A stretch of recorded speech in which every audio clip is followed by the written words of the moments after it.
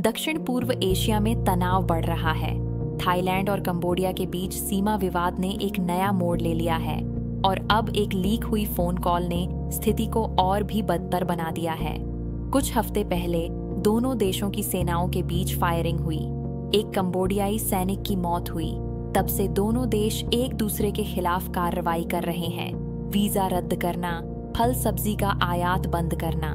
लेकिन असली तूफान तब मचा जब थाईलैंड की प्रधानमंत्री पेटोंगटर्न शिनावात्रा और कंबोडिया के पूर्व प्रधानमंत्री हुन सेन के बीच की फोन कॉल लीक हो गई। इस कॉल में पेटोंगटर्न ने हुन सेन को अंकल कहकर पुकारा, उनकी जरूरतों का ख्याल रखने का वादा किया और कहा कि थाई सैन्य कमांडर सिर्फ कूल दिखना चाहता था।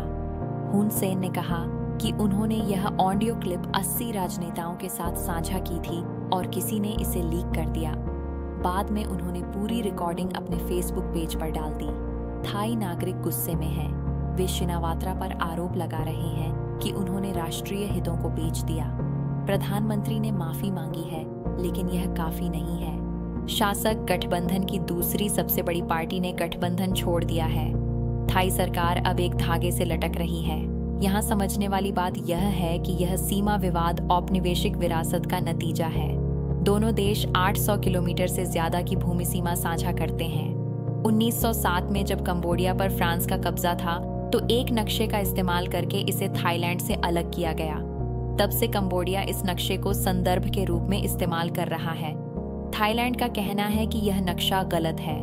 इससे पहले भी कई बार झड़पें हुई हैं, जिनमें हजारों लोग मारे गए और विस्थापित हुए। अब दोनों देशों ने एक दूसरे के नागरिकों के लिए वीजा की अवधि कम कर दी है।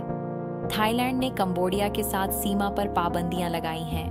कंबोडिया ने थाई फिल्मों पर प्रतिबंध लगाया, सीमा चेक पोस्ट बंद किया, थाईलैंड से इंटरनेट बैंडविड्थ काटा और अब फल सब्जी का आयात बंद कर दिया।